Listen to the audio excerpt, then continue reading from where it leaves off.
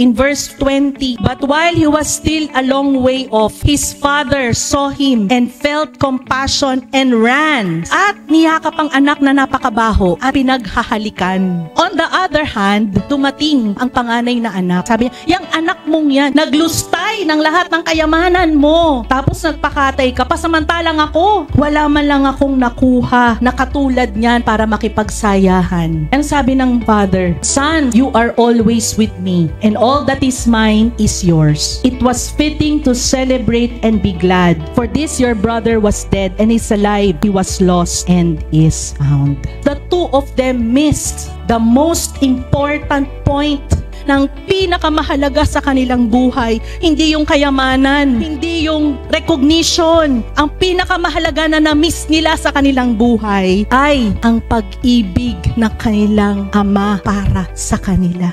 Huling linggo nga po ng ating pag-aaral patungkol po sa a call to passionate love. At dito po ako dinala ng Panginoon sa verse na ito, basahin muli po natin.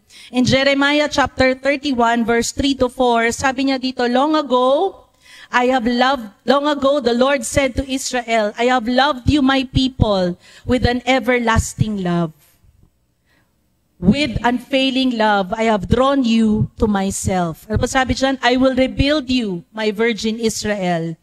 You will again be happy and dance merrily with your tambourines. Doon po sa NKJV version, sabi po dito, sa New King James Version ng Jeremiah chapter 31 verses 3 to 4, basahin ko lang po. Alam ko po may NKJV din dyan sa ating easy worship. The Lord has appeared of old to me, saying, yes, I have loved you with an everlasting love. Therefore, with loving kindness, I have drawn you. Again, I will rebuild you, and you shall be rebuilt, O Virgin of Israel. You shall again be adorned with your tambourines, and shall go forth in the dances of those who rejoice. At ngayon pong umaga, pinamagatan ko pong the everlasting love of God, ang ating pong pag-aaralan. Ano po bang pinanggalingan kung bakit po nagsalita o bakit po nagpahayag ang Panginoon kay Jeremiah patungkol po sa pag-ibig ng Diyos? Konting backtrack lang po, konting pagre-review.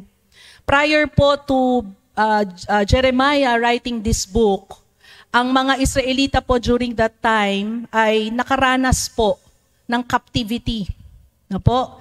Sila po ay isang malayang bayan. Bilang isang bayan ay may sarili silang konstitusyon, may sarili silang pamumuno. Pero dahil po sa patuloy na kasalanang paulit-ulit ng mga tao at maging ng mga hari na namuno sa kanila, dumating po sa point na sila po ay na-judge. At dahil po dito, dahil sa kanilang kasalanan, inalaw ng Diyos na sila po ay magapi, no po, mahuli, ika nga, ma-invade ng Babylon. At ito po ay kasama sa prophecy, no, na mangyayari talaga sa Israel. Dahil po dito, sila po ay nadala sa Babylon, sila ay naging slaves. At sabi nila, sabi po sa prophecy ni Daniel, magtatagal ng maraming taon ang bagay na ito. Dahil po sa kapalaluan at katigasan ng ulo ng mga Israelita. Pero darating yung araw, hindi ko lang matandaan yung number, 70 years, tama po no, 70 years, na sila'y muling ibabalik, no po, sa kanilang bayan. At ito nga po yung nangyari sa panahon, nagpalit na yung government si Babylon, napunta kay Cyprus, tama ba? Of Persia, dahil nagapi din po. At nung panahon po na yon, doon po nagkaroon ng decree na sila'y bumalik na sa kanilang bayan. Marami po silang naranasan at isa po sa sinabi ng Panginoon sa kanila na pagpapapansin niyo po doon sa word, I have loved you. It is past tense. Nandyan po ba tayo? Nandyan po ba tayo? Hindi niya sinabing minahal kita ngayon. Pero sabi niya matagal na kitang mahal. Nandyan po ba tayo? At ito po'y great comfort to the people of Israel sapagkat napakaraming taon, at makikita po natin yan sa buhay ni Daniel, isa po siya doon sa mga, mga na-captive na Hudyo na napunta sa Babylon. Bata pa siya noon, binata pa lang siya noon, at tumanda na siya, nandun pa rin siya. So ibig sabihin, maraming taon po sila in captivity. At ang tanong, Lord, kailan kami makakabangon? Napakahirap po nung captives. Sino po ba dito yung nakaranas ang panahon ng hapon? Taas pong kamay. Natawa kayo. Sige, baka magkabukingan. Kung sinong nabuhay ng panahon ng hapon. Meron pa po ito na buhay ng panahon ng Kastila. Naku, masyado na yatang matanda. Masyado na po yatang matagal yun. Pero siguro mga panahon ng hapon. Na napakahirap ng buhay ng mga Pilipino, kaya meron pong mga gerilla, may mga lumalaban, kasi gusto ng kalayaan. Naranasan din po ito ng bayang Israel. Pero ang pangako ng Panginoon sa kanila, ito na po yung restoration. Ito pong Book of Jeremiah, isa po ito sa sabi nga po, Jeremiah is the weeping prophet. No? Wala na siyang ginawa kundi umiyak sa Panginoon para sa bayang Israel. Kasi kahit sila po'y in captive, hindi sila nagrepent. But the Lord promised that a day of restoration will happen. A day of restoration na sila'y ibabalik sapagkat mahal sila ng Diyos at hindi po nagbago ang pagmamahal na yon. Amen? Palakpakan nga po natin ang Diyos. Sabi niya, I have loved you. Mahal na kita noon pa. Dinagdagan pa ng Lord. Sabi niya, I have loved you. Mahal na kita noon pa with an everlasting love. Mahal na kita noon pa ng isang pagmamahal na hindi magmamaliw. Wow. Wow naman. 'Di ba? Sabi ng mundo, wala daw forever. Pero kay Lord meron. Amen. Palakpakan nga po natin, Lord. Sabi pa ni Lord, with unfailing love. Isang pag-ibig na hindi ano bang tawag sa unfailing sa Tagalog? Nagmamaliw. Ano po? Nagmimintis, hindi nagbabagong pag-ibig. Nilapit kita sa akin. Ibinalik kita sa akin. Kaya sabi niya, I will rebuild you, my virgin Israel, at ikay magiging masaya ulit. Sasayaw ka ulit with tambourines. Bakit? Once you are in captive, napakahirap po na ikaw ay maging masaya sapagkat wala ka sa sarili mong bayan. But praise God, because the Lord has promise of restoration for them. Sabi ko po in the introduction, restoration is promised to the Israelites after they were exiled as judgment for their sins. Katulad po na nabanggit ko kanina. Though the God who promised that He will go before them during the time of Moses is true to His word. Diba sabi niya, noong siya'y umalis, sila'y niligtas ng Panginoon mula Ehipto at nagpunta ng Kanaan, sinabi niya, sasamahan ko kayo. At di po nagbago yung bagamat sila po ay naging captive, God didn't change. Sino po ang nagbago? Yung mga tao. Ang Israelita ay nagbago. Sa dami ng pagpapala, sa dami ng kabutihang ipinakita ng Panginoon sa kanila, hindi nila kinayang mahalin pa rin ng Diyos. Yun po yung sad story. Kahit anong gawin ni Lord na wonders, signs, miracles, laging nagfe-fail ang tao. Laging zero. Laging bumabagsak. Mamahalin, magsisisi, tapos wala ulit. Di ba po ganun ang tao? Kahit naman ngayon meron tayong isang minamahal. Lagi mo namang ginagawa yan, paulit-ulit na lang. Kasi tao po Magkakamali, magkakasala, babagsak. Pero dahil po ang Panginoong Jesus ay naririyan, pwede po niyang baguhin ang sitwasyong iyon. Amen? Kaya niya pong ayusin ang sitwasyong iyon. At siya mismo ay patotoo na hindi nagbabago ang kanyang pag-ibig. Dito po sa verse na to, the Hebrew word translated faithfulness. No po, sabi po doon sa isang version, sa Jeremiah chapter 31, na yun daw pong faithfulness na word na ginamit po dito, literally means loyal love. Kumbaga, faithful love ni Lord, meaning the loyal love, the kind of love that never ends. Wow talaga, wow na wow. Gusto niyo po ba yun? Pag-ibig na hindi nagmamaliw, pag-ibig na hindi nagbabago kahit anong gawin mo. Pero syempre, kung dahil mahal tayo ng Panginoon, mahal din natin siya. Di ba, hindi natin pababayaan na kung ano-ano lang ang gawin natin. Amen po ba? Amen po ba?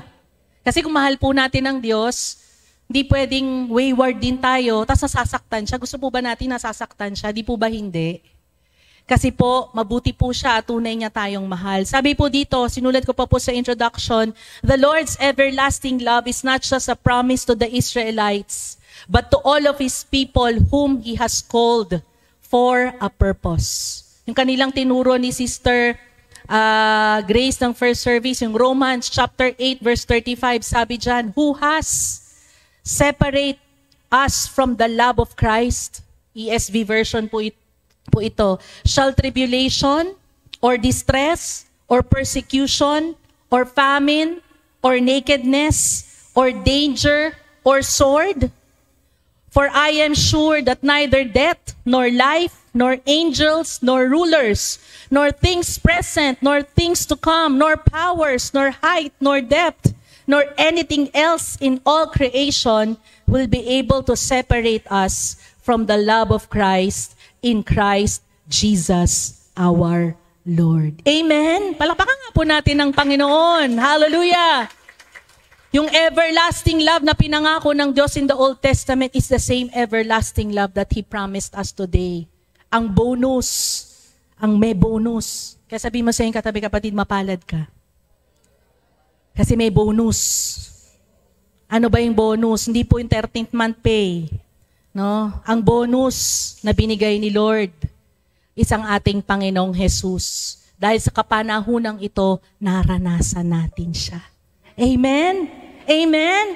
Wala na. Sige po, palakpakan po natin ang Panginoon.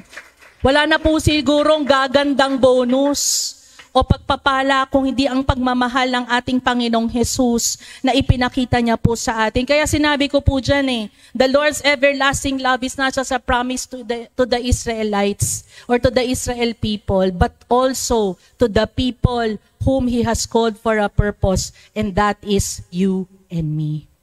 Through our Lord Jesus Christ. Sabihin nga po natin, thank you Lord Jesus for your everlasting love for me. For loving me, for always loving me. Thank you, Lord Jesus. Palakpakan po natin ang Panginoon. Hallelujah. So, doon po sa ating nabasa, what is that kind, o God's kind of love? Paano ba umibig ang Diyos? Paano po ba siya magpahayag ng kanyang pagmamahal? No po, alam niyo po, nung pinag-aaralan ko ito, at kahit anong gawin ko, Lord, sino ba? Ano bang i-example natin? Dito po talaga ako dinadala ng Panginoon in Luke chapter 15 verse 11 to 32, the parable of the prodigal son. Isa pong magandang pagpapahayag ng klase ng pag-ibig ng Diyos na tinatawag na everlasting. Hindi po yung bulaklak Meron pa ba nun? Parang hindi nakakakita ng everlasting, na bulaklak. Meron pa ba? Pangit yung bulaklak na yun Hindi po siya maganda. Pero yung everlasting love ni Lord maganda po. Amen po ba? Sorry, konting advertisement lang naisip ko kasi. Pero ito po, sa kwento po ng prodigal son, in Luke chapter 15, gusto ko lang pong magbalik tanaw po tayo. The parable of the prodigal son. Maalala po natin sa kwentong ito, sabi po ng isang author, 12 times daw po, sabi po ni David Jeremiah sa kanyang commentary, 12 times daw po na binanggit yung father doon po sa buong parable from Luke 15 verse 11 to 32. 12 beses sinabi yung father, kaya sabi niya, kung titingnan, kahit tinawag ang parable na ito na parable of the prodigal son, minsan naiisip daw niya na parang mas magandang tawagin itong parable of the loving father. Amen? Bakit? Kasi kitang-kita kung papaano nagmahal ang Diyos, paano pinakita ng Diyos ang kanyang pagmamahal sa tao, sa pamamagitan po ng kanyang pagpapahayag ng tatay na ito ng pagmamahal sa kanyang mga anak. So dito po sa kwento, in Luke chapter 15, di ko po siya babasahin, pero ikikwento ko po sa inyo. Meron pong isang lalaki o isang tatay na may 2 anak. Yung isang batang anak, yung bunso, nagsabi sa tatay niya, "Tay, bigay mo na sa akin yung mana ko. Tay, ngayon na, bigay mo na sa akin ang mana ko. At ibigay mo na yung portion, paghiwalayin mo na. Parang ganon. So ang tatay na ito, anong ginawa? Dinivide na ang kanyang livelihood dun sa panganay at dun sa bunso. Dahil hiningi na nga ng bunso. At pagkatapos po ng ilang mga araw, ito pong anak na bunso, no po, ay ginather lahat ng kanyang nakuhang kayamanan at umalis ng bahay. Umalis sa piling ng kanyang tatay. Alam niyo po, nung iniisip ko at pinag-aaralan ko ito, siguro hindi naisip nung tatay na aalis yung anak. No po? Ang hinihingi lang kasi nung anak, tay, paghiwalayin mo na. Pero hindi sinabi nung anak na, tay, aalis ako Pero sabi ng Bible, after niyang makuha ang lahat ng ito, umalis po siya at pumunta siya sa isang malayong bansa. Sabi ng Bible, a far country. At doon ay, sorry po for the word, winaldas. May maganda pa bang word doon? Nilustay. Ayun, masyadong pangit yung word na nagamit ko. Sorry po. Nilustay ng anak na bunso ang lahat ng kanyang namana sa pamamagitan ng isang extravagant na pamumuhay. At pagkatapos po nito, nung nagastos niya na ang lahat ng bagay o lahat ng kayamanan niya, nagkaroon ng severe famine doon sa bayan kung saan siya pumunta at nag-umpisa siyang maghirap. Sa kanyang paghihirap, sabi niyang ganon, pumunta siya sa mga citizen ng lugar na yon at namasukan. Nakahanap siya ng isang papasukan, pero ang pagkain niya po ay pagkain ng baboy. Kawawa naman, ang yaman-yaman. Tapos, kumbaga siguro ang kinis ng balat, kinis ng kamay, biglang ang ganda ng buhok, kasi mayaman Biglang kakain, biglang kumain na ng pagkain ng baboy. Ganon kadukha, ganon kababa. No? At nung na-realize niya, teka lang, sandali, na-realize sa sarili niya, na teka lang, ano bang pinagagagawa ko sa sarili ko? Bakit ko ba to nagawa? At nang nangyari to, sabi niya, naalala niya ang tatay ko maraming servant. Yung mga servant na yan, sabi ng Bible, had bread enough and to spare and perish. At sabi niya, had bread enough to spare. Kung ganun din lang, teka lang, babalik na lang ako sa tatay ko. At sasabihin ko sa kanya, tay, nagkasala po ako.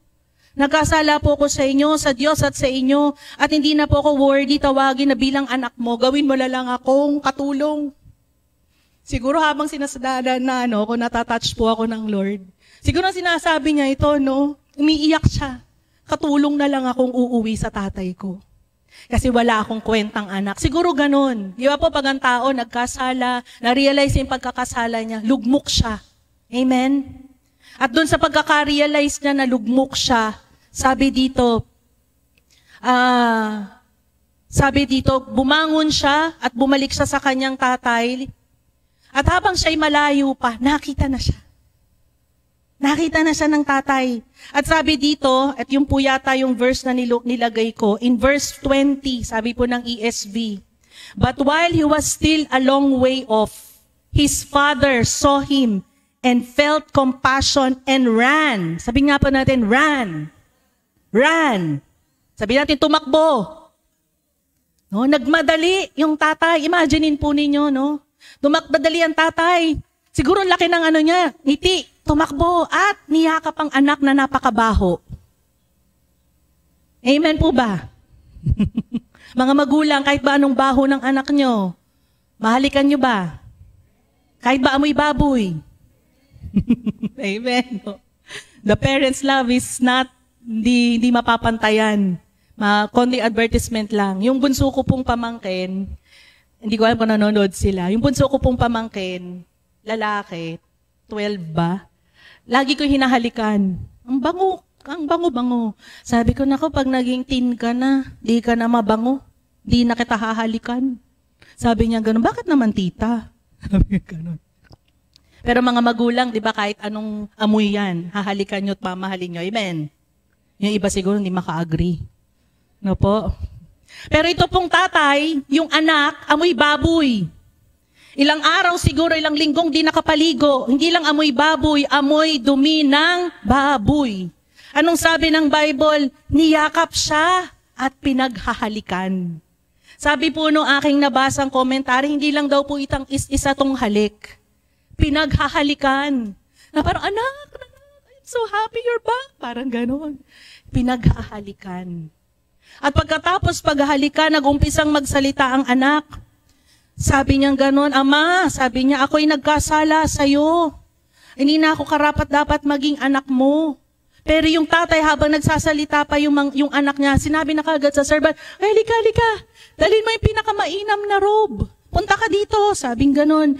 At kunin mo yung ring, yung lalagay ko sa kamay ng anak ko at pati sandalyas para siya'y masapinan. No, sabi niya ganon.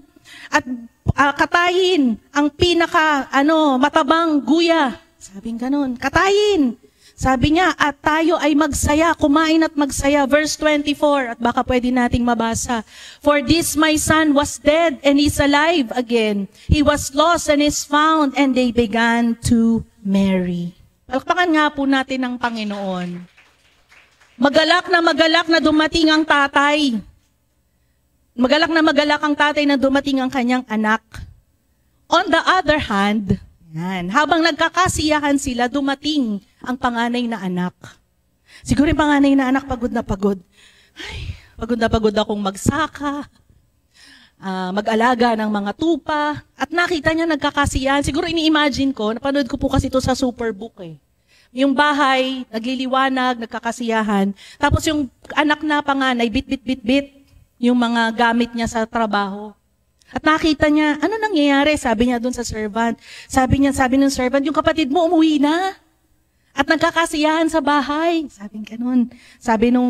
Kasi yung tatay mo, sabi, nagpakatay ng pinakamatabang guya. Sabi ganun. At siguro sabi ng anak na lalaki, grabe tong si tatay, oh. Kinuha na nga lahat ng kayamanan niya. Paraphrasing lang po. Kinuha na nga ngayon. Kayamanan, siya pa nagse-celebrate. Ano ba yan? Parang gano'n, no?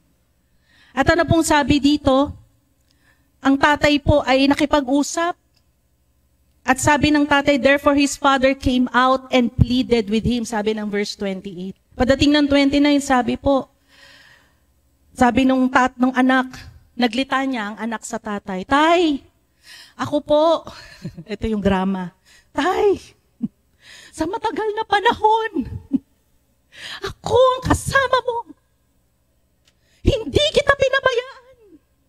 Hindi kita iniwan. No, drama. Sabi doon, hindi ako nagkasala sa'yo kahit minsan. Sabi nung anak na panganay. Pero yung anak mong yan, sabi po ng Bible no, sabi ng Bible, but as soon as the son of yours came, galit siya Hindi niya masabi, yung kapatid ko, hindi niya masabi. Sabi niya, yung anak mong yan, di po ba ganun tayo paggalit? Can you relate, mga magkakapatid? Nagagalit. Minsan, hindi ko alam na po, baka inalaw ng Lord na ituro ito, baka kayo ganun sa ating magulang. Ikaw, ma! Hindi mo masabi, yung kapatid ko, yung anak mo. Kapatid mo yun Sabi mo, anak niya? Diba? Yung anak mo, ano na naman ang ginawa? Siguro sabi ng nanay sa'yo, Nak, kapatid mo yan. Kapatid mo yan, nak. Hindi, sabi dito, yung anak mo, sabi nung anak. Na nagwaldas, sorry, kailangan ko talaga gamitin yung word na yun. Naglustay ng lahat ng kayamanan mo. Ngayon, pababalikin mo siya. Tapos nagpakatay ka pa, samantalang ako na anak mo, napakasipag. Siguro ganun, ano? Wala man lang akong nakuha na katulad niyan para makipagsayahan sa aking mga kaibigan. Grabe. Nag-pity party ng solo ang older brother. Sobrang sorry, sobrang kawawa. Naramdaman niyo po ba? Sobrang kawawa nung panganay. Ang sabi ng father to the older son. At ito yung kinapture ko dun sa template, dun po sa PowerPoint. The father to the older son, Son, sabi niya, you are always with me. And all that is mine is yours. It was fitting to celebrate and be glad, for this is your brother. For this your brother was dead and is alive. He was lost and is found. Talagang dapat nga po, no, parable of the loving father rather than parable of the prodigal son. Kasi doon po sa kwentong iyon, may dalawang anak. na pinakita ang Diyos. Yung unang anak na the younger wanted the pleasures of the world. Maybe that is us, na gusto natin kasiyahan ng mundo. Next slide na. The younger wanted the pleasures of the world, while the older brother wanted a reward for his obedience. Sa panahon natin ngayon, minsan naghahanap tayo ng pagmamahal sa ating mga magulang, na parang bakit gano'n, lagi na lang, actually sa panahon daw ngayon, mas paborito daw yung panganay kaysa sa bunso. Agree ba kayo mga panganay? Walang panganay. O sa mas paborito po ba ang bunso kaysa sa panganay? Agree po ba kayo mga bunso? Wala ring bunso. Siguro middle child po tayong lahat. Hindi kaya?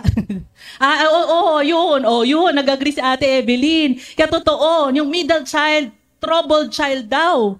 Kasi paborito nung panganay yung isa, yung bunso paborito. Pero alam nyo po sa mga Kristiyano, hindi na po ganon. Amen po ba?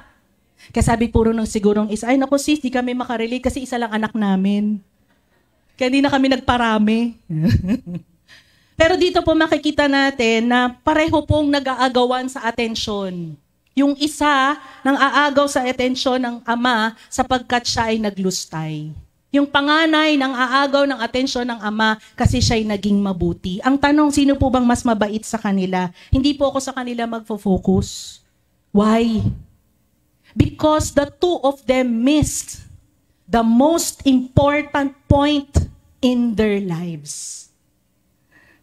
Nanginginig po ako habang sasabihin ko to. Ano po yun? Kasi talagang personal po itong revelation na to sa akin nung inaaral ko siya.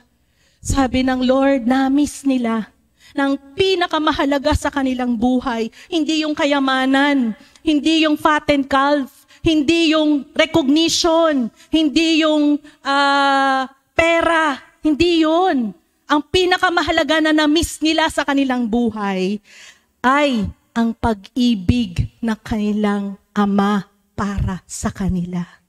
The Father's love for them. Sige, papalakpakan po natin ang Diyos. They missed the Father's love for them. Why? Because they were so full of themselves. They were so full. Punong-puno sila ng kanilang sarili. Nakalimutan nila, teka lang. Hindi ako dapat magalit sa tatay ko kasi mahal na mahal niya ako. Yung panganay, yung bunso naman hindi. Hindi ko dapat maliitin ang sarili ko kasi mahal na mahal ako ng aking ama.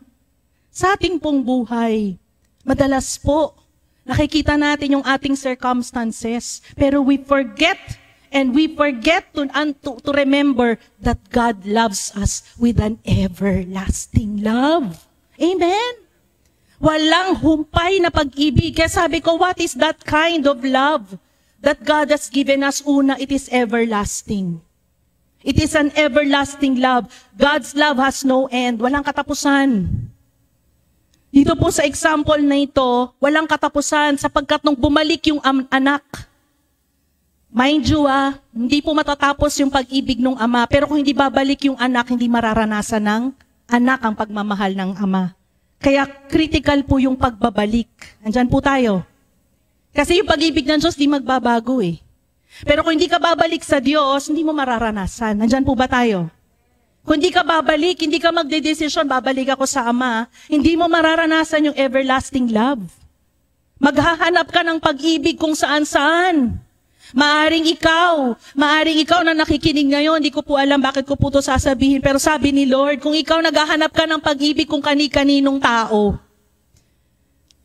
Lord, sasabihin ko po ito, kung kani-kaninong lalaki, kung kani-kaninong babae, and yet, hindi ka maging masaya. Bakit? Sapagkat walang ibang magbibigay ng tunay na pagmamahal sa iyo, kundi ang Diyos lamang. Kaya kapatid, kaibigan, kung hinahanap mo yan kung kani-kanino, hindi mo talaga siya makikita. God is saying He has His everlasting love. Let us go back to Him, for His love will never end. One. Second, God's love is not determined by who we are. Hindi po nababase kung sino ka. Yung anak na bunso, mabaho, madumi. Pero hindi inantala ng ama kung sino siya. Dahil ang pagmamahal ng Diyos, ang pagmamahal na pinakita rito is determined by who He is. For God is love. Hindi po nababagong pag-ibig ng Diyos. Parang hindi po katulad nating earthly people. Pag nagkasala ka, hindi na kita love. Sige, hindi na kita love. Ang Lord, hindi. He loves us with an everlasting love, whatever we do. However, we cannot enjoy that love if we are separated from Him. Amen? If we are separated by sin, if we are separated by our own selfish motives, we cannot experience that love. That's why, kailangan po nating maintindihan that kind of love is everlasting. Pangalawa po, sabi ko po dito, 1 John chapter 4 verse 16 to 17, we know how much God loves us. Tanong, alam niyo po ba? Do you know how much God loves you? Tingnan niyo yung katabi, alam mo ba? No, sabi dyan, we know how much God loves us and we have put our trust in His love. Sabi ni John, God is love and all who live in love live in God and God lives in them. And as we live in God, our love grows more perfect. Pwede pala maging perfect yung love. Because as our love grows, God will perfect that love in our hearts. Hindi ko po sinasabi sa inyong perfect na po ako. I am a work in progress. Katulad nga sinasabi ni Sister Evelyn nung midweek at nung minsang nagturo siya, hindi po madali. Isa po sa topic na personal ko po, dalawa po yan na topic na challenging. Holiness, pag pinag-usapan ng holiness, at saka love. Yan po yung dalawang topic na hindi po madaling ituro. Mind you, kahit sabihin niyo po nandito kami, we are all work in progress. Kami din po, pinoproseso ng Panginoon. Pero sa pamamagitan po nito, hayaan mong sabay-sabay po tayong turuan ng Diyos na lubos na magpahayag ng pagmamahal sa Kanya. Amen? We can achieve perfection by His love. Amen? Palakpakan nga po natin ang Lord. What is that kind of love? God's kind of love. Pangalawa, unfailing love. Your unfailing love, your unfailing love, your unfailing love. Ano nga ba yun? Watches over me. Ha? Over me. No? His unfailing love. Ano yung unfailing love? God's love is reliable. Maaasahan. Kasi hindi siya magfe-fail eh. Amen? Hindi siya nagfe-fail, kaya maasahan mo. Maasahan mo sa lahat ng panahon, mamahalin ka niya. Pangalawa, God's love is consistent.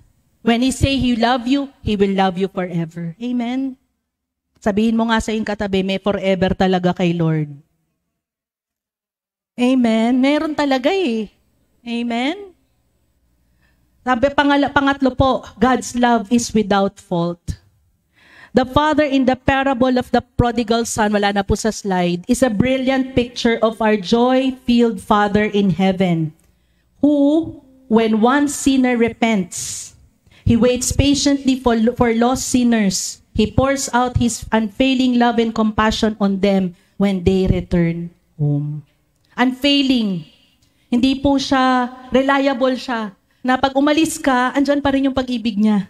Pag bumalik ka, andyan pa rin, mahal ka pa rin niya. Kaya nga sabi ko po sa inyo, inaantay lang ng Panginoon, bumalik tayo. Amen? Sabihin niyo po ba, parang napalayo na ako sa Diyos, hindi ko na maranasan yung pag-ibig niya. Kapatid, kaibigan, bumalik ka lang. Mag-repent, sabi ng 1 John 1:9, that if we confess our sins to God, He is faithful and just to forgive us our sins and to cleanse us from all unrighteousness. You just need to confess, Lord, sorry po, nagkamali ako, nagkasala ako. Lord, mahalin, yakapin mo ulit ako ng pag-ibig mo. Sabi ng Psalm 103 verse 11 to 12, for His unfailing love towards those who fear Him is as great as the height of the heavens. Above the earth, He has removed our sins as far from us as the east is from the west. His unfailing love, yung pag-ibig niya na reliable, unfailing, ay as great as the heavens. Hindi masukat. Nandyan po ba tayo? Hindi malirip. At gayon din ang kasalanan, sabi po, no, kahit kailan, hindi magtatagpo ang east and west. Nandyan po ba tayo? Ang north at south, kahit kailan, hindi yan magtatagpo. Bakit? Dahil yan po ay magkahiwalay, nasa opposite poles. Ibig sabihin, pag tinanggal ng Diyos ang kasalanan sa atin, ganun kalayo niya itinapon. Unless tayo yung tatakbo sa north. Kunin ko nga uli. Unless tayo. Pero ang Diyos, lalayo niya yan sa'yo. Huwag mo na lang babalikan. Kasi nagiging failure on us. It's not about God. Nag-fail si Lord sa akin eh. Hindi niya na ako mahal. Hindi kapatid, balikan mo ulit. Baka ikaw ang nag-fail. Baka nag-iintay lang si Lord sa'yo today no bumalik ka kasi yayakapin ka ulit niya ng pagmamahal niya. Meron po akong isang, sabi ko po sa inyo, no, meron po akong isang kausap before na sabi ko sa kanya, the only way that you will be set free is to forgive. Nilalagay ng Lord sa akin habang kausap ko siya at pinagpe-pray. Sabi niya, anak, hindi ako makapenetrate. Hindi po makapenetrate yung word. Hindi makasettle, hindi ma-penetrate ng Lord ang heart ng word. Bakit? Kasi may unforgiveness. Galit sa tatay, galit sa nanay, galit sa kung sino-sino. At sabi niyang ganon, hindi, kaya kong ayusin sarili ko. Hindi, at kaya kong ayusin sarili ko. Ako na lang aayos sa sarili ko. Hindi, sabi ko, kailangan mo Diyos. Hindi mo kayang ayusin ang sarili mo kung ikaw lang. Sabi niya, hindi ko kaya magpatawad eh. Ano ang problema? Pag hindi ka nagpatawad, ikaw ang mismong nagkukulong sa sarili mo, sa sarili mong kulungan. Nandyan po tayo. Kapag ikaw ay hindi nagpatawad, ikaw mismo ang naglalasabi sa'yo, ikulong nyo na ako. Why? Unforgiveness will keep us captive. The enemy will be so happy. Ay, di nagpapatawad, ayaw magpatawad, pasok nga ako. Darating yung time, baka ganyan lang kaliit yung butas nung una, pero dahil lumalago ang unforgiveness, maya-maya, napasok niya na yung paa niya. Hindi, napasok niya yung kamay niya. Nung napasok niya yung kamay niya, hindi ka pa rin nagpatawad, naipasok niya na ngayon yung paa niya. Hindi ka pa rin nagpatawad, lumaki yung paggagalit mo, sama ng loob mo, naipasok niya yung buong katawan niya. Ngayon ang ginagawa niya sa'yo, naglalabas-pasok siya. Ayaw magpatawad, laki na ng butas. Pasok, labas ako. Ayaw mo magpatawad eh. Ano ngayon ang susunod niyang gagawin? Gagawin niya yung John 10:10. The devil came to steal, nanakawan ka na niya. Tatanggalan ko to. Ano susunod? Pagtaas niya nakawin, anong gagawin niya? Papatayin niya. Alam niyo, may recent revelation na po ako dito eh. Lord, progressive pala to. First, He will steal, then He will kill. And then after that, He will destroy. Hindi nyo alam, ninanakawan ka niya ng pakonti-konti dahil sa unforgiveness. Tapos mamaya, papatayin niya na. Hindi ka na masaya. Pagkatapos niyang patayin yun, sisirain na niya. Yung mga nasa paligid mo, pamilya mo, mahal mo sa buhay, trabaho mo. Bakit? He came to steal, to kill, and destroy.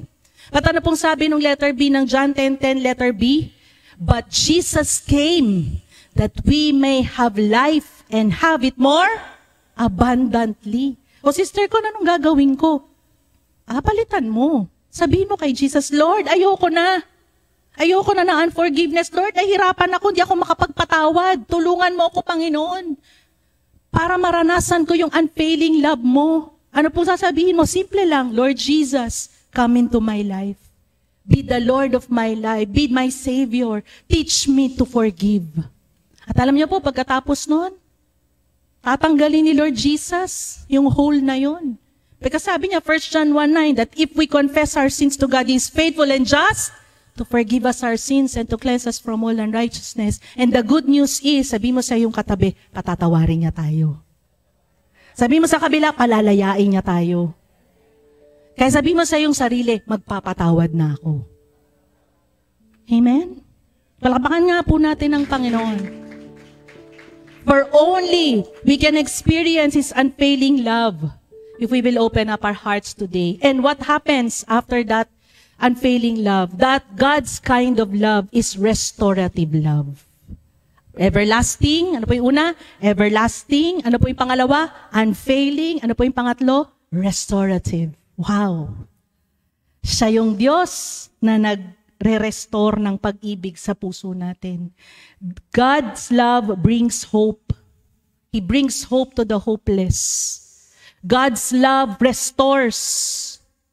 God's love rebuilds. Ako po ay isang bunga. Lagi ko po itong pinatotoo. Ako po ay isang bunga ng maraming taon ng di pagpapatawad. At alam niyo po, na mga panahong yon, nakakaisang kaaway sa akin. Dahil di ko mapatawad yung kaisa-isang taong napakahalaga sa buhay ko. Ako'y nananakawan ng dyablo. Pero nung siya po'y napatawad ko at napatawad niya rin ako, alam niyo po, ni-restore niya lahat. Ni-restore niya ang pag-asa, ni-restore po niya ang pagmamahalan, ni-restore niya ang care, lahat ni-restore niya. Yung pong sinasabi ko po sa inyo, aking minamahal na tatay. Although siya po, I feel, hindi pa niya po napatawad yung tatay niya. Yung tatay niya po, wala na, namatay na.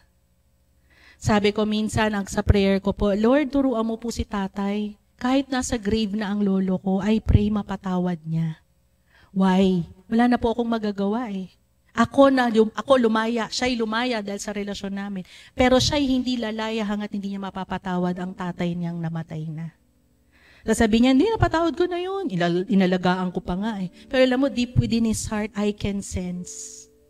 Sometimes we have those hurts. And that sometimes God cannot restore His love upon us because of all the hurts that we have in our hearts. We cannot even passionately love God. Why? Because of our own limitations. But Lord, the Lord is telling us today, katulad ng sinabi niya sa Jeremiah chapter 31 verse 3-4, I will rebuild you, my virgin Israel. You will again be happy and dance merrily with your tambourines. Why? Because it is the Lord who restores love. He is the God. Sabing ganun, ano? Jesus came to heal the brokenhearted. Are you brokenhearted? Na-brokenhearted ka ba? May nakasakit ba sa'yo? Meron bang nakapagdurog ng pagtitiwala mo? Meron bang nakapagtanggal ng pag-asa mo? Let the Lord heal you, for He heals the brokenhearted. He binds up their wounds. Diba? Yung pong isang kwento ng yung Good Samaritan. Diba? Ano pong ginawa nung Samaritan? Nung nakita niya yung tao na may binugbog, ninakawan, ano pong ginawa niya?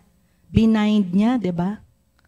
Nilagyan niya, kumbaga parang nilagyan niya ng first aid. Yung mga sugat, tapos sa kanya dinala sa isang lugar para yun ay ma-recover. That is how Jesus is. He binds up our wounds so that wound will be healed. Habang yan ay naka-open, pupunta yung bacteria, malalagyan niya ng virus.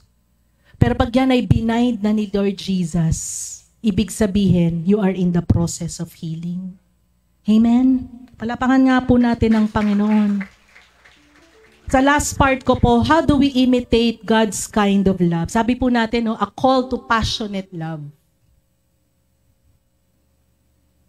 A call to passionate love. We cannot be passionate if we will not follow the kind of love that our God has. Sabi mo, sister ko, ang hirap magmahal ng everlasting, ang hirap magmahal ng unfailing, ang hirap magmahal niyan. Pero kapatid, kaibigan, di naman ikaw lang ang gagawa. Si Lord ang kasama natin para ma-express natin yung passionate love for God. Amen? Sabi po dito, to imitate God's kind of love, first, we have to learn to know the Lord deeply and personally. Yung pong mga anak, kahit anak sila, hindi nila kilala yung tatay nila. Nandyan po ba tayo? Kung kilala nung older brother ang tatay niya, hindi niya sasabihin, hindi niya susumbatan ng tatay niya. Kaya lang, hindi niya kilala yung tatay niya. Bakit? Maaring focus lang yung panganay na anak nakakatrabaho to win the favor and the heart of the tatay. Andyan po ba tayo? Wala siyang ginawa kundi magtrabaho kasi para mawin ko yung favor ng tatay ko. Yung bunso namang anak, hindi niya rin kilala ang kanyang tatay. Na ang tatay niya, sabi niya, pupunta na lang ako sa tatay ko at magiging katulong na lang ako. Kung kilala niya ang tatay niya, alam niya na pagbalik niya doon, hindi siya magiging katulong. Although that's a sign of humility. Pero for us, to imitate God's kind of love, we have to learn to know the Lord deeply and personally. Kailangan po personal eh. Kaya sasabihin niyo po, Sister Con, at sasabihin ko na naman po ulit, sasabihin niyo, Sister Con, ba't ba laging tinuturo yung magbasa ng Bible? Bakit ba sinasabi lagi mag-devotion? Bakit ba laging sinasabi seek the word of God? Why? Because there is no other way to learn and know God personally than to read His words. Kung matagal ka nang hindi nagbabasa ng Bible, you are missing not just half of your life, but you are missing 100% of your life. Why? Because the Bible is God's written message to all of us so that we can survive, not just survive, but overcome on this earth. Ang Bible po, sabi ganun, ano nga ba yung basic instruction before leaving earth? Meron pa minsan si pastor noon, meron pa siyang version 2. Basic instruction before leaving early. Bago daw po umalis ng bahay, nagbabasa ng Bible para may basic instruction. Kaya po tayo pabalik-balik sa mag-devotion tayo, magbasa tayo. Magbasa tayo para lang po ba sa atin? Para lang po ba sa church? No, amen. We cannot learn to know God personally. We will not be able to receive His message if we will not read His stories. Amen? Sabi ko po dyan, the Lord personally delivered His message of love to mankind through the cross. In Romans chapter 5 verse 8, ano pong sabi doon? While we were still sinners, Christ died for us. Hindi po inantay ng Diyos na maging mabuti po tayo. Siya na ang nauna, siya na ang nag-decide, patatawarin kita, lilinisin kita. Because He wants us to experience, at sinabi ko po dito, to personally deliver the message. Personal po niyang dineliver. Nung unang panahon, ang mga tao, Old Testament, magsisisi, after magsisi, pagkatapos sabihin na, Panginoon, patawarin niyo kami, nawaglit lang sandali si Moses, ano nang ginagawa nila? Nawala lang ng 40 days and 40 nights, anong sabi ng mga tao? Aaron, wala kaming masamba, wala kaming direksyon kay Moses. Gumawa na tayo ng Diyos-Diyosan. Pababa na si Moses. Sabi ng Lord sa kanya, naririnig mo, bumaba ka na at may naririnig ako sa aking mga tao. At pagbaba ni Moses, nakita niya, nakagawa na sila ng golden calf. Why? Kasi hindi po nila kilala ang Diyos. Ngayon na bumaba na si Jesus as Lord and personal Savior, nagligtas na siya. Ito na nga po, ang krus na wala siya. Ang krus na nagsisimbolize siya ay nagtagumpay na. Inabot niya tayo personally. That while we were still sinners, Christ died for us. We don't need to die again. Jesus did it all. Jesus gave it all for us. Amen? Palakpakan nga po natin si Lord Jesus. Sabi ko pa po dito, the Bible is His love letter to us that we may know how much He loves us and how we can love Him back. Kulang ng back. Diba? The Bible, this Bible. Do you have your Bibles? Sige nga po, sino po may Bible na dala? Huwag niyo po tataas cellphone niyo. Cellphone po yan, hindi po yung Bible. This Bible is our love letter. Sabi nga nila, Pastor, mata pa ako, naririnig ko na to. Kung wala ka daw pambili ng Bible, ibenta mo ang bahay mo para makabili ka ng Bible. Kung hindi ka daw po makabili ng Bible, baka ibenta mo yung cellphone mo para makabili ka ng Bible. Why? Because if you're not reading the Bible, you're missing 100% of your life. Hindi ko sasabihin 50, hindi ko sasabihin 75, it is 100%. Sasabihin niyo, corny naman ito eh. Ito sister ko, OA eh. Hindi po ako OA. Nagsasabi po ako ng totoo sa inyo. Alam niyo po, minsan may panalangin po ako. Sabi ko, dinisar ko sa Lord, Lord, ayoko po, Lord, wait lang bago ka dumating May ganun po akong prayer. Lord, wait lang bago ka dumating. Hindi ko pa po nababasa ang Bible. Lord, nakakahiya, papasok ako ng heaven, hindi ko man lang nabasa yung story mo. Ba't di po natin gawin yung goal? Lord, malapit na kami pumasok sa heaven, malapit mo na kaming tawagin, malapit ka na mag-rapture. Lord, i-goal ko this year, babasahin ko ang Bible ko. Tatapusin ko siya para pag nakita tayo, Lord, magkwekwentuhan tayo. No, ako po'y maraming tanong sa Lord na gusto ko pong makipagkwentuhan sa Kanya. And I really look forward to that day when we will meet Him in eternity. Amen? Amen? Na-excite po ba kayo? Then read the Bible. Para lalo pa po tayo ma-excite. Amen po ba? Palakpakan nga po natin ang Panginoon. Pangalawa, ito po, pasensya na po. Ito po talaga yung nilagay ni Lord sa heart ko nung inaaral ko po ito. How do we imitate God's kind of love? Kahit ako po tinamaan ito Pangalawa po is, let us overcome selfishness. Bigat po, no? Kahit ako po, nung binabasa ko, Lord, paano ko ba ito ipipreach? Why? Let us overcome selfishness.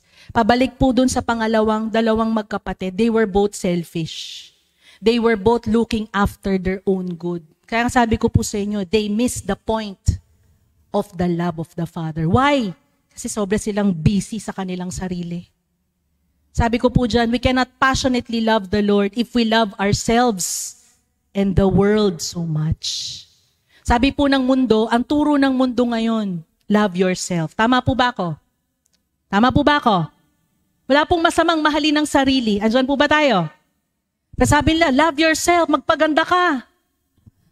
Magpaputi ka. Magpaganda ka ng buhok. Magpalagay ka ng false eyelashes kasi you love yourself. Andyan po ba tayo? Magsuot ka ng magarang damit kasi dapat mahal mo ang sarili mo. Dapat mas mahal mo ang sarili mo kaysa sa lahat ng bagay. Mali po. Dapat mas mahal mo ang Diyos. Sabi, love the Lord your God with all your heart, with all your soul, and with all your might. May sinabi ba doon na love yourself? Wala po, di ba? Ano po yung pangalawang greatest commandment? Love your neighbor as yourself. Andun po pumapasok yung mahalin mo ang sarili mo katulad ng pagmamahal. Mahalin mo ang kapwa mo katulad ng pagmamahal mo sa sarili mo. Pero nauna po yung mahalin mo muna ang Diyos. Mali po yung tinuturo ngayon Huwag ka papaapi, love yourself. Pero sabi ng Bible, pag ikay naaapi, pag bigay mo pa yung, di ba? Left and right, double kick. Di ba? Binigay mo na yung kanan, bibigay mo pa yung kaliwa. Pero sabi ng tao, love yourself, huwag mo ibigay yung kaliwa. Masasaktan ka. Ano sabi ng Bible? Magpakumbaba ka. Andyan po tayo. Di ba po taliwas? Andyan po ba tayo? Because the message of the gospel is, ano po ito? Kamangmangan. It is foolishness to this world. Kaya hindi po nila maintindihan kasi sabi nila, mga Kristiyano talaga, loko-loko. Mga Kristiyano talaga mahihina. No, amen. No, amen. Amen po ba? Sabi ni Pablo, I will boast all the more of my weakness. Ipagmamalaki ko ang aking kahinaan upang ang kapangyarihan ng Diyos ang makita sa akin. Kaya mahina po ba mga Kristiyano? No, amen. Sige po, palakpakan po natin ang Panginoon. Hindi po tayo mahina. Hindi lang po tayo palaban. Kasi si Lord ang ating tagapagtanggol. Kaya hindi po tayo lalaban. Lord, bahala ka, Lord. Diba? Nakakatuwa po yung patuto kanina ni Pastor Dino. Sinasabi niya na pagpapakumbaba ba, siya'y pagod, para galing yata siya sa isang funeral ng kanyang brother-in-law. Pagod siya. Tapos ngayon, nagda-drive daw siya sa NLEX, nabangga. So naunahan, sabi niya, oh Lord, so sorry. Parang siguro na-bother siya na pastor siya, patotoo niya. Tapos pagbaba niya, yun daw pong tao, sabi daw kagad sa kanya, ang bungad, Pastor Dino! Nakaka-smile pa daw, nabangga na yun Pastor Dino! Parang ganun. Tapos parang, sobrang sorry daw niya, naku, pasensya na kayo Opo, Pastor, ma-attend po ako sa PG, parang gano'n, kilala ko po kayo, naku, pasensya na. Parang sobrang pagpapakumbaba nung sinabi nung babae sa kanya, sorry po. Tapos sabi ko, meron po akong kakilala, doon po kayo magpagawa, ako na po magbabayad, sabihin nyo lang. Tapos sabi po naman, hindi na po, kami na po bahala, Pastor. Sabi gano'n. Tapos sabi ni Pastor, meron lang po akong isang favor. Sabi ni Pastor Dino, naku, eto na. Mukhang nagbago isip. Mukhang sisingilin na ako. Sabi Pastor Dino. Tapos sabi, Pastor, pwede po bang mag-selfie? Sabi niya. Sa gitna daw ng NLEX. Sabi ni Pastor, ay oo, sige, mag-selfie tayo. Parang ganun. Palakpakan nga po natin ang Panginoon. Nakaka-bless lang po. Kasi sabi niya, talagang in all humbleness na nag-sorry siya. Pero napakaganda po ng favor ng Lord dahil sabi niya, maganda talaga pag maraming Kristiyano. Sabi niya ganon. Hindi ka aawayin, hindi ka basta-basta, kumbaga, pagsasalitaan. Kasi nga, no po, nandun ang pag-ibig ng Diyos, I believe. Although hindi lahat ng Kristiyano ay ganon. Amen po ba? Pero let the Lord change us. Sabi ko po dito, no, ng 1 John, sabi po ng 1 John chapter 2 verse 15, basahin po natin from the New King James Version. Do not love the world or the things in the world. If anyone loves the world, the love of the Father is not in him. Si Sister Con, nung bago po yung mga sasakyan namin, aaminin ko po sa inyo, hindi sa public confession. Pag po nagagasgasan yung mga sasakyan, naiinis ako. Nagagalit ako kay Brother June. Na minsan na-realize ko, parang mas mahal ko pa yung sasakyan kaysa kay Brother June. Teka lang, mali, Lord mali Kasi nagagalit ako, sasabihin, hindi ko naman sinasadya, gaganon siya sa akin. Pasensya na, Bea, patotoo ito Isang pagpabago sa buhay po ni Sister Con. Ngayon may isang beses, nagalusan ng sasakyan, umuwi siya. Sabi niya, Be, sorry, hindi ko sinasadya. Okay lang yan. Sabi kong ganon, nagalusan lang pala, okay lang yan. Talaga? Sabi niya ganon. Okay lang? Yun naman. Wala na yan. Nabago na ako ni Lord. Binago na ako ng Panginoon. Kaya kayo, maraming gurlis, maraming, yung sasakyan namin, okay lang. Bakit? Do not love, tinuruan ako ng Lord Do not love the world. Anak, mas mahal mo ba yung kotse? Kaysa sa asawa mo. Amen? Minsan po, ganun tayo, di ba? Na, mas mahal natin yung mundo kaysa sa Panginoon. Pero sabi ng Lord, mas mahalin mo siya. Then you can passionately love Him if you do not love the world. May isang kaibigan ako na nag-rebuke sa akin at ginamit siya talaga ng Lord. Sabi ko sa kanya, pag nabamangga yung kotse, nagagalit ako. Nako, sister, wag ka nang ganyan. Ako nga, tingnan mo yung kotse namin, no? Asin, wala na akong pakialam. Kahit gurlisan siya dyan, ng mga kapitbahay, sabi niya gano'n. Wala, ganun talaga.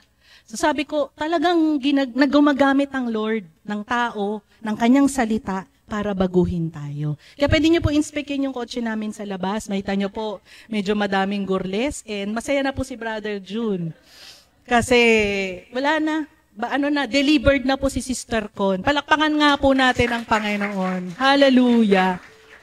Amen? Delivered na po tayo. Kaya, tamaan ng mga katulad ko at ma-deliver din po kayo. Na po? Pangatlo, malapit na po tayo matapos, valuing Christ's sacrifice. To imitate God's kind of love, we have to value the sacrifices that Jesus did. Kailangan po nating pahalagan. Kailangan po nating liripin lagi. Kaya nga po, meron tayong Holy Communion. Huwag po nating kakalimutan ng First Sunday. Kasi ito po yung pagpapahalaga sa ginawang sakripisyo. Sabi ni Lord, remember. Do this to remember me. Andyan po tayo. Tuwing tayo dadalo ng Holy Communion, ito po'y pagpapahayag ng ating pag-ibig sa Diyos. Andyan po tayo. Well, that also increases our passionate love for God. Why? Because it allows us to remember how Christ loved us. Sabi po dito, treasure the Father's great love shown through His Son. Wag lang po basta alam natin yung John 3:16. Ano po yun? Sabay-sabay nga po tayo. 1, 2, 3. For God so loved the world that He gave His only begotten Son, that whoever believes in Him should not perish, but have everlasting life. I-treasure po natin, i-value po natin ang ginawa ng ating Panginoong Jesus sapagkat pag nagkaroon po ng malalim na kahulugan sa atin ang kanyang sakripisyo doon sa kalangitan. Ay dito po sa lupa at ngayon nandun na siya sa kalangitan, lalo po nating kayang gayahin ang kanyang pag-ibig. Because there is no greater example of love than the love that is shown through our Lord Jesus Christ. Amen? At panghuli po, dito po ako magtatapos. We need to establish our daily walk in the Lord's life. Mga kapatid, kaibigan, kailangan po nating maging deliberate. Sabihin po natin, we need to be deliberate. Kailangan nating maging active, lumakad. Sabi po ng Ephesians chapter 5, basahin po natin, verse 1. No po, sabi diyan, therefore, be imitators of God as dear children. Who are the children of God here? Amen. Therefore, if we are children of God, let us imitate our Father. Sabi po dito, be imitators of God as dear children and walk in love. Sabihin po natin, walk in love. Tuloy ko po, no? As Christ also has loved us and given Himself for us as an offering and a sacrifice to God for a sweet-smelling aroma. We need to establish our steps every day. We need to decide every day, Lord, today, I will love you. Amen. Nasabi nung midweek service po, sobra rin po akong natouch. Nung pinirich po ni Sister Evelyn yun, sabi natin, Lord, I love you. Lord, I love you. Lord, I love you. Lord, I love you. Alam niyo po, habang minemeditate natin, yun talagang tumuturo kasi mahal natin ang Diyos sa kaibuturan ng puso natin. Alam ko pong mahal natin ang Diyos. Amen. Lord, I love you. May awit, di ba? Lord, I'm gonna love you, Lord. Lord, I'm gonna love you, Lord. Lord, I'm gonna love you with all that's in my heart. Sing it again. Lord, I'm gonna love you, Lord. Lord, I'm gonna love you, Lord. Lord, I'm gonna love you with all that's in my heart.